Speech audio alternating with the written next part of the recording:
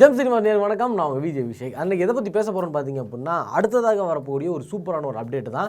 அதாவது என்ன அப்டேட் பார்த்தீங்க அப்படின்னா, சூர்யா 47 எல்லாருமே எதிர்பார்த்துருக்க இந்த ஒரு அப்டேட் வந்து கூடிய சீக்கிரத்தில் வரப்போகுது. அது மட்டும் இல்லாமல் இந்த படத்தை வந்து யார் டைரக்ட் பண்ண போகிறா எல்லா விஷயமும் உங்களுக்கு தெரியும்.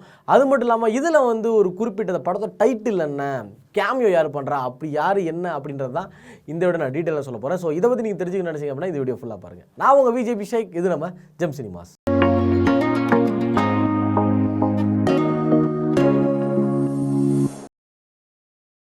அதாவது இப்போ சூர்யா அப்படின்னு எடுத்துக்கிட்டோம் அப்படின்னா வந்து ஒரு நல்ல ஒரு ஆக்டர் அப்படின்னே சொல்லலாம். ஆனால் அவருக்கு ஏகப்பட்ட படங்கள் வந்து ட்ராப் அவுட் ஆகிருக்கு.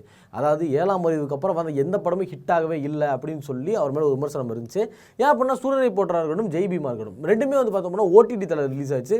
கண்டிப்பாக அது மட்டும் தேட்டரில் ரிலீஸ் ஆகியிருந்தது எல்லோரும் பிளாஸ்ட் ஆகிருப்போம் அப்படின்னு சொல்கிறேன். அப்படி ஒரு பயங்கரமான படம். பட் ஆனால் அது ஓடிடியில் வந்ததுனால வந்து பெருசாக ஒரு அப்ரிசியேஷன் கிடைக்கல.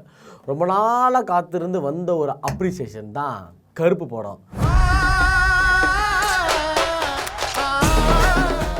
சூப்பரான ஒரு படம். அதாவது வந்து படத்தில் கதையே பெருசாக இல்லாமல் இருந்தாலும் தேட்டருக்குள்ளே உட்காந்து பார்க்கறது சும்மா என்ஜாய்மெண்ட் ஜாலியாக இருந்தது. அதனாலே இந்த படம் வந்து சூப்பராக ஹிட் ஆகிடுச்சு அப்படின்னு சொல்லலாம். அதுக்கடுத்து வந்து பார்த்தோம் அப்படின்னா விஸ்வநாத் சென்ஸ் இப்போ டேரக்டர் வெங்கி, அதாவது வந்து பார்த்தோம்னா வாத்தி அப்புறம் லக்கி பாஸ்கர் அப்படின்னு எடுத்த ஒரு சக்ஸஸ்ஃபுல்லான டேரக்டர் வெங்கி அவர் தான் வந்து இப்போ விஸ்வநாத் சென்ஸ் எடுத்திருக்காரு. இந்த படமும் வந்து ஒரு பயங்கரமான ஹிட்டை கொடுத்துருச்சு அப்படின்னு சொல்லலாம்.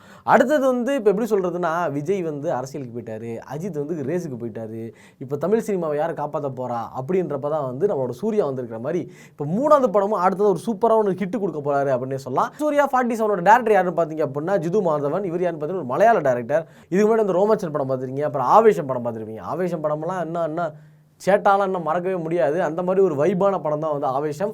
அந்த படத்தோட டேரக்டர் தான் இப்போ சூர்யா 47 வச்சு டேரக்ட் பண்ண போகிறாங்க. இந்த படம் வந்து டோட்டலாக வந்து போலீஸு, சூர்யா தான் போலீஸாக நடிக்க போகிறாரு அப்படி இப்படின்னு சொல்லிட்டு இருக்காங்க. இந்த படத்தில் வந்து நஸ்லின் நடிக்கிறாரு. அதுக்கப்புறம் கேமியோவில் எஸ்டிஆர் வராங்க, எஸ்டிஆர் நடிக்க போகிறாராமா அதில் அப்படின்னு சொல்லி ஏகப்பட்ட நியூஸ் வருது. ஹீரோயின் வந்து நசரியா பண்ணுறாங்க. ஸோ இந்த படத்துக்கு வந்து ஒரு பயங்கரமான எக்ஸ்பெக்டேஷன் இருந்தாலும் இந்த படத்தோட டைட்டில்லாம் என்னவா இருக்க போகுது அப்படின்னு சொல்லி தான் எல்லாருக்கும் ஒரு குழப்பமாக இருக்குது அப்படின்னு சொல்லலாம். அதாவது இந்த படத்தோட டைட்டில்லாம் என்ன வச்சிருக்காங்க அப்படின்னு பார்த்தீங்கன்னா கலாட்டா இல்லை சரவெடி இல்லைன்னா சீனுன்னா சீனு கிடையாது, சீனாக இருக்கா அப்படின்னு சொல்லுவாங்கல்ல, அந்த மாதிரி தான். ஸோ கலாட்டா சரவெடி சீனு அப்படின்ற மாதிரி வித்தியாசமான ஒரு டைட்டிலோட கொண்டு வந்திருக்காங்க. கண்டிப்பாக வித்தியாசமான டைட்டில் இருக்கிறப்ப நமக்கு தெரியும் படமும் வித்தியாசமாக தான் இருக்க போகுது அப்படின்றது. ஆனால் வந்து எல்லாருமே இந்த படத்தை வந்து அயனோட கம்பேர் பண்ணுறாங்க. என்ன காரணம்னு பார்த்தீங்க அப்படின்னா, நம்மளோட சூர்யாவோட ஹிஸ்ட்ரியை தோண்டணும்னு வச்சுக்கோங்களேன். அப்படி தோண்டி உள்ளே பூந்து அப்படியே வலிச்சு தொடச்சி எடுத்து பார்த்ததுல ஒரு ஹிஸ்ட்ரி ஒன்று இருக்குது. என்னென்னு பார்த்தீங்க அப்படின்னா, அப்போ வந்து வேலு, வாரணமாயிரம், அதுக்கப்புறம் பார்த்தீங்க அப்படின்னா அயன், இது 3 தான் வரிசையாக வந்தது. கரெக்டாக?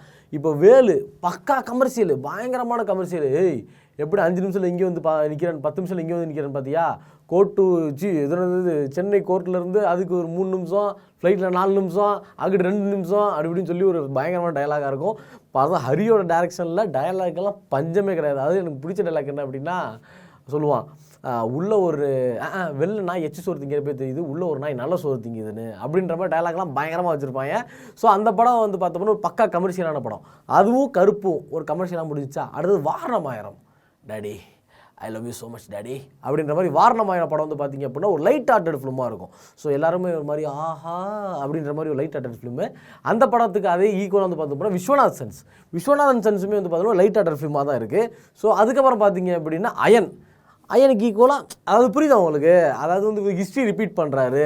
ஸோ இது வந்து அயன் படம் மாதிரி ஒரு படமாக இருக்கும், சூப்பர் ஹிட் படமாக இருக்கும் அப்படின்னு சொல்லி எல்லாருமே எக்ஸ்பெக்ட் பண்ணுறாங்க. ஸோ படமும் அந்த மாதிரி தான் இருக்கும் அப்படின்னு சொல்லி நினைக்கிறேன். ஏன்னா சூர்யா 47 கண்டிப்பாக நல்லா இருக்கிறது அதிகமான வாய்ப்பாக இருக்குது. விஸ்வநாத் சென்ஸ் மேலே பெருசாக இருக்க நம்பிக்கை இல்லாமல் இருந்தது. ஆனால் படம் வந்து ஒரு பயங்கரமான ஹிட்டு கொடுத்துருக்கு. ஸோ அதே மாதிரி சூர்யா 47 படத்தோட டைட்டில் என்னவாக இருக்கட்டும், டேரக்டர் யாருன்னு நமக்கு தெரியும், நடிக்க போகிறது யாருன்னு தெரியும், நடிப்பு நாயகன் நடிக்க போகிறாரு. ஸோ கண்டிப்பாக படம் வந்து சூப்பராகவே இருக்கும் அப்படின்றத நம்மளோட எக்ஸ்பெக்டேஷன். அதே மாதிரி வந்து இந்த ஒரு படம் வந்து அதாவது சூர்யா 47 போலீஸாக நடிக்க போகிறாரு. அதுக்கு முன்னாடி அந்த டேரக்டர் நடித்த ரோமச்சரும் நீங்கள் பார்த்துருப்பீங்க, ஆவேசமும் பார்த்துருப்பீங்க. இந்த படம் எப்படி இருக்கும் அப்படின்னு நீங்கள் என்ன நினைக்கிறீங்களா? அதான் மறக்காமல் கமெண்ட்ஸில் கமெண்ட் பண்ணிட்டுப்பாங்க. இந்த மாதிரியான இன்ஃபர்மேஷன்லாம் தெரிஞ்சுக்கணும்னு நினச்சிங்க அப்படின்னா மறக்காம ஜெம் சினிமாஸை சப்ஸ்கிரைப் பண்ணுங்கள்.